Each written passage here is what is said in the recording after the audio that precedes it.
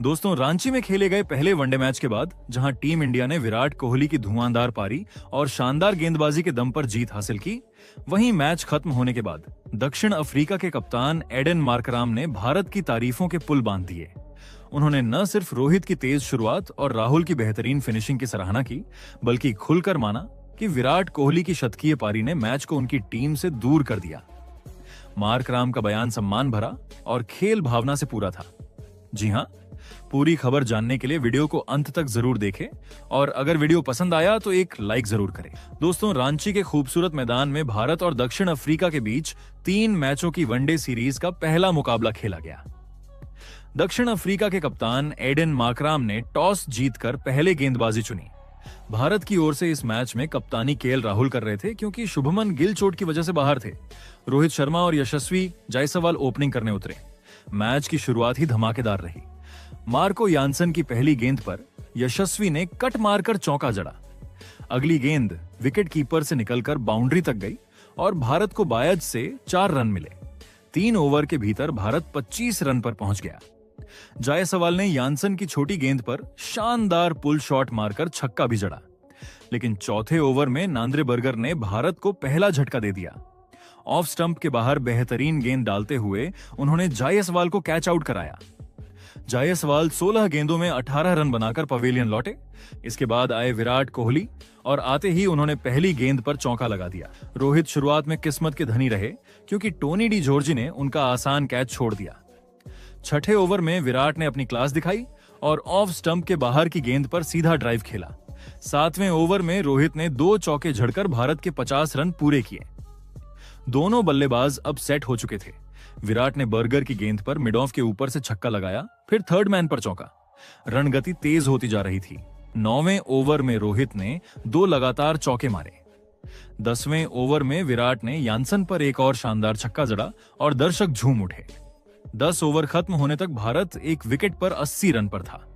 इसके बाद भी भारत ने रन बरसाना जारी रखा। विराट और रोहित की साझेदारी स्थिरता और आक्रामकता के साथ आगे बढ़ी। 13वें ओवर में कोई बाउंड्री नहीं आई, लेकिन 15वें ओवर में रोहित ने सुब्रायन की स्पिन पर लगातार 2 छक्के लगाकर स्टेडियम में शोर बढ़ा दिया। दोनों ने 100 रन की साझेदारी पूरी की। जल्द ही विराट ने 48 गेंदों में अपनी 76वीं वनडे 50 पूरी की। उधर रोहित ने भी अपनी 50 पूरी की और वनडे क्रिकेट में सबसे ज्यादा छक्के लगाने का रिकॉर्ड बना लिया। भारत 20 ओवर में 150 रन पार कर चुका था। 21वें ओवर में विराट ने सुब्रायन को लंबा छक्का जड़ा, लेकिन अगले ही ओवर में रोहित 57 रन पर एलबीडब्ल्यू आउट हो गए। भारत का दूसरा विकेट 161 पर गिरा। फिर गायकवाड़ आए, लेकिन 14 गेंदों में 8 रन बनाकर आउट हो गए। यहां से रन गति थोड़ी धीमी हो गई।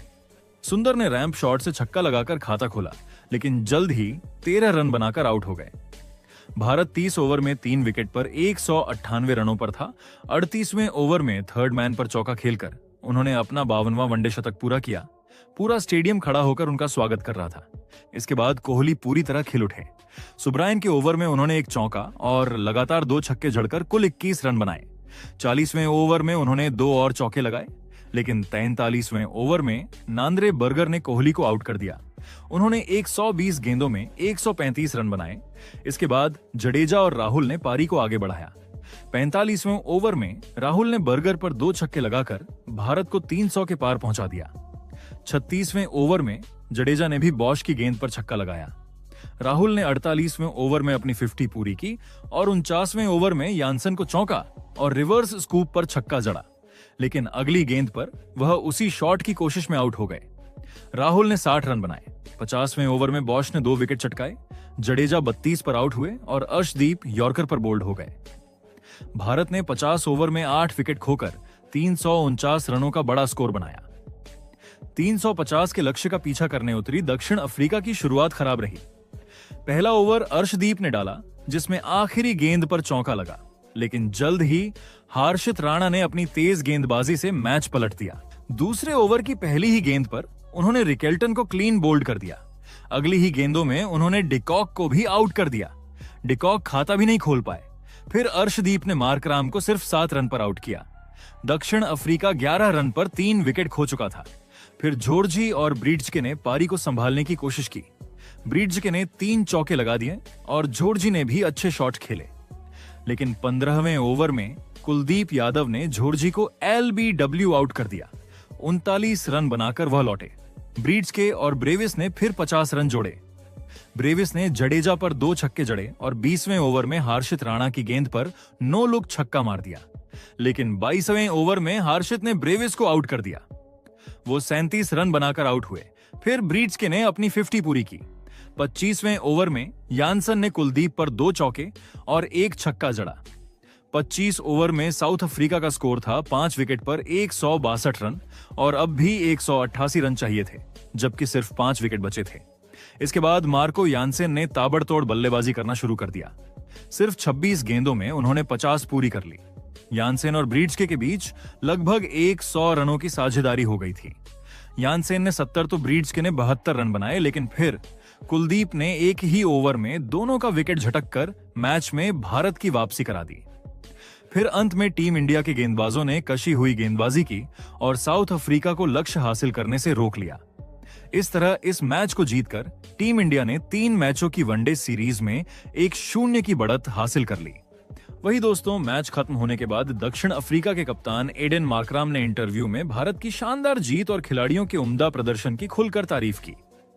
मार्कराम ने माना कि उनकी टीम ने पूरी कोशिश की, लेकिन भारत ने हर विभाग में उनसे बेहतर प्रदर्शन किया।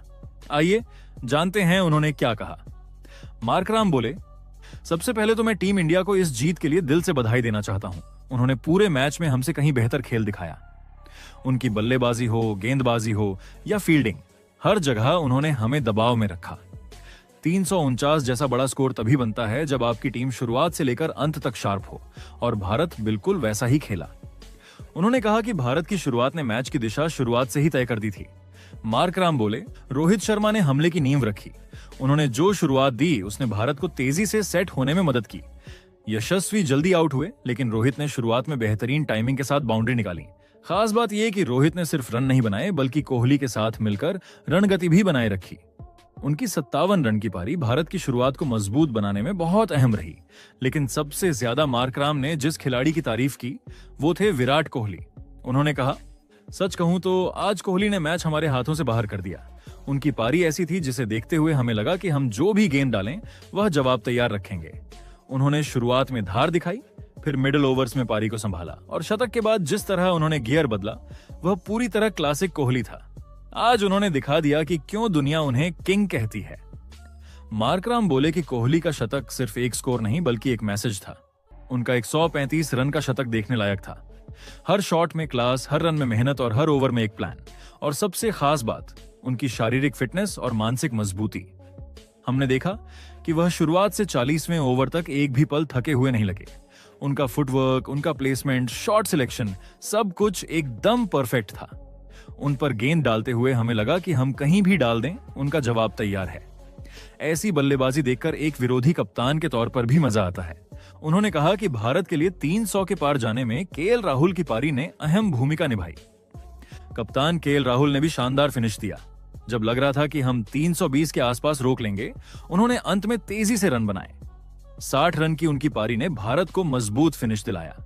350 रन काफी होते हैं और भारत ने बैटिंग से हमें बैकफुट पर धकेल दिया था। मार्कराम ने माना कि 350 का लक्ष्य बड़ा होता है, लेकिन इस पिच पर चेज किया जा सकता था। उन्होंने कहा, सच कहूं तो इस विकेट पर 350 रन बहुत बड़े दिखते हैं, लेकिन नामुमकिन नहीं थे। हमने सोचा था कि अगर शुरुआत में विकेट बचा लिए तो हम मुकाबला कर सकते हैं, लेकिन भारत ने गेंद से भी वैसी ही शुरुआत की जैसी उन्होंने बल्लेबाजी से की थी। उन्होंने हर्षित राणा की गेंदबाजी की जमकर तारीफ की। हर्षित राणा ने हमारे टॉप ऑर्डर को हिलाकर रख दिया। उनके 3 विकेट ने हमें बैकफुट पर धकेल दिया। वह नई गेंद को दोनों तरफ स्विंग करा रहे थे और लाइन लेंथ बेहतरीन थी। रिकेल्टन और डिकॉक भारत के लिए लंबी रेस का घोड़ा है, इसमें कोई शक नहीं। इसके बाद मार्कराम ने अपनी टीम के बल्लेबाज मैथ्यू ब्रीड्स के और मार्को यानसन की तारीफ करते हुए कहा, ब्रीड्स के ने दबाव में शानदार बल्लेबाजी की। उन्होंने पारी को स्थिर रखने की कोशिश की और बेहतरीन अर्धशतक बनाया। वहीं मार्को यानसन ने आकर तेजी से रन बनाए और हमें उम्मीद दी कि हम मैच में वापस आ सकते हैं। इन दोनों की साझेदारी ने हमें भरोसा दिलाया कि अगर मध्य क्रम टिक जाता तो हम लक्ष्य का पीछा कर सकते थे। लेकिन मार्कराम ने स्वीकार किया कि भारतीय गेंदबाजों ने समय पर वापसी की। उन्होंने कहा, भारत की गेंदबाजी की सबसे बड़ी खूबी यह रही कि उन्होंने गलतियां नहीं की। कुलदीप यादव ने मध्य ओवर्स में शानदार गेंदबाजी की और हर्षित ने विशेषकर अपनी लेंथ से लगातार दबाव बनाए रखा। भारत ने पिच को बेहतर तरीके से समझा और उसी अनुसार गेंदबाजी की। अंत में मार्कराम ने कहा कि भारत को उनके घर में हराना बेहद मुश्किल है। उन्होंने कहा, भारत को भारत में हराना हमेशा मुश्किल रहा है। उनकी टीम परिस्थितियों का इतना अच्छा इस्तेमाल करती है कि हर विभाग में आपको चुनौती मिलेगी। आज भी वही हुआ। हमने पूरी कोशिश की, लेकिन भारत हर बार एक कदम आगे रहा। हम अगला मैच जीतने की कोशिश करेंगे, लेकिन इस मैच में उन्होंने हमें सिखाया कि बड़े मैच कैसे खेले जाते हैं। अंत में मार्कराम ने फिर कहा, टीम इंडिया को इस शानदार जीत के लिए बहुत बहुत बधाई।